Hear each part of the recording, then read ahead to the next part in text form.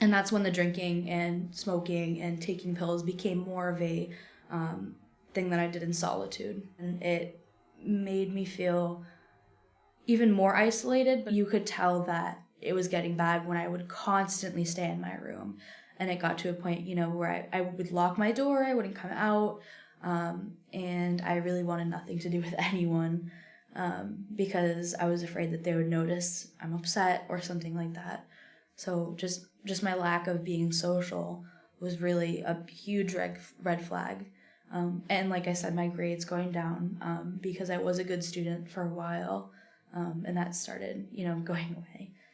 My room started getting messy. I stopped taking care of myself, and my personal hygiene was getting bad, which is, it's a sign of depression. You don't really care about yourself and your appearance. I feel like I was living this double life where, the me that was going to school and talking to my parents was this responsible kid that was really kind and loving. And then when I was with my friends or when I was by myself, she totally disappeared. And then I became this person that, didn't care about what happened to me. I didn't care about anything, either that or I cared too much. I can't really place it, but it was definitely like Jekyll and Hyde, two different sides. Hiding from, addiction is a lot of work, and it gets really, really stressful when you're trying to keep this side of you that you're embarrassed about and that is bad from other people, but then you also want to portray this part of you that is strong and that is happy and responsible. It can get really, really difficult, and it can also get confusing, and it's really hard to maintain that persona. I was very, very worried about everything all the time.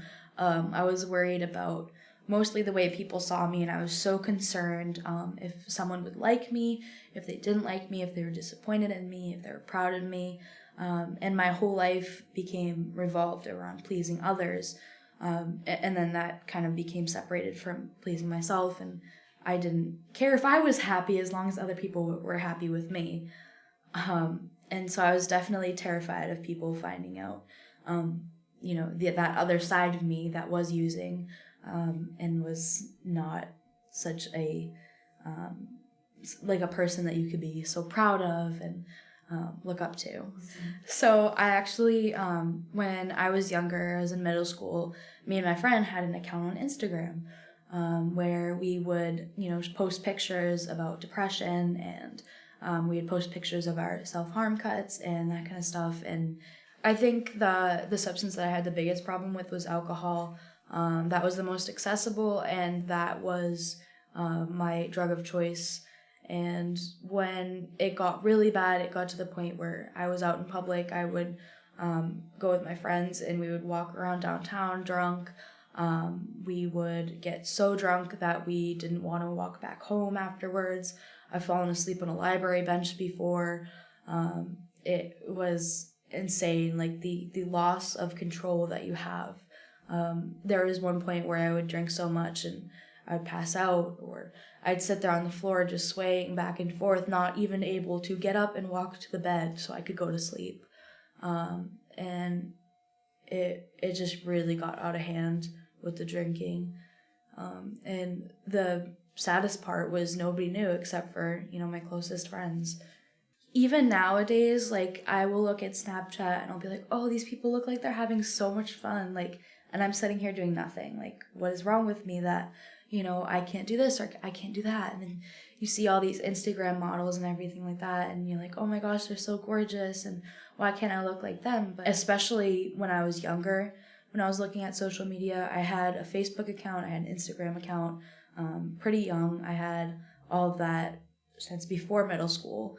And I was constantly trying to be someone that I wasn't, and I was constantly trying to be someone that I found aesthetically pleasing online, and it just wasn't me, it wasn't realistic, and it wasn't something that anyone should really strive to do, because it's impossible to be someone that you're not. That would be a red flag if you are, if you are not thinking about the ways to improve yourself and you are comparing yourself to others constantly, that is definitely a huge red flag. If you cannot see the ways that you can better yourself, then that's a huge red flag, because being someone else is not possible. You can't take on another persona and be that if you're really not, and it's not going to get you anywhere. You're not going to learn, you're not going to grow or get better from trying to be aesthetically pleasing for the purpose of other people. It's just not worth it.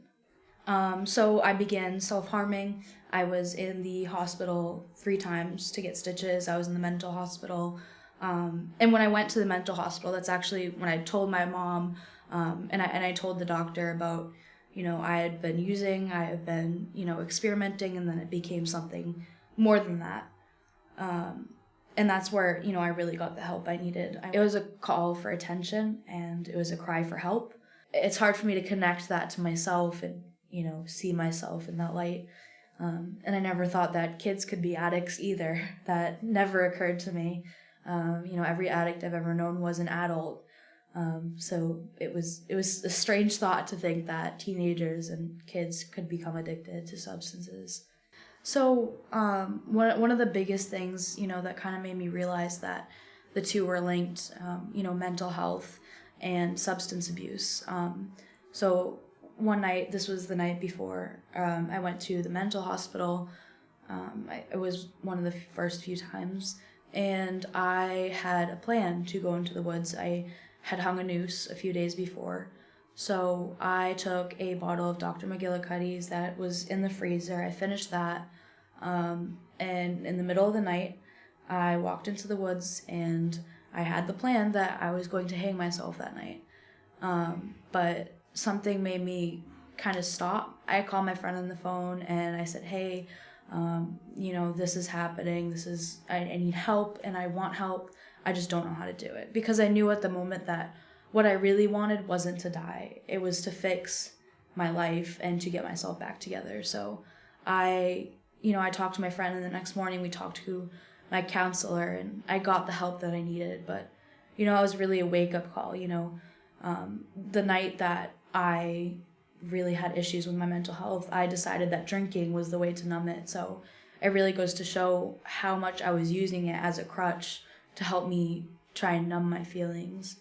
So I had almost reached the woods, and at that point I was like, no, I can't do this. I have my family, and it would be awful to have them wake up and me not be there. So, I called my friend. I didn't want my mom to worry. I didn't want her to be scared for me, because I knew that everything was going to be okay. It was really hard to see, but something in me knew that, I would have gone through with it if I didn't see hope. So, I called her, and she said, okay, the next morning we're going to go to the counselor's office. And I made her tell her for me what had happened. And she had said it because I was too, distraught to say anything myself. I couldn't even speak, because I thought that I was going to make a plan and go through with it. But I'm glad that even though that has made a lasting effect on me, that now I'm able to see into the future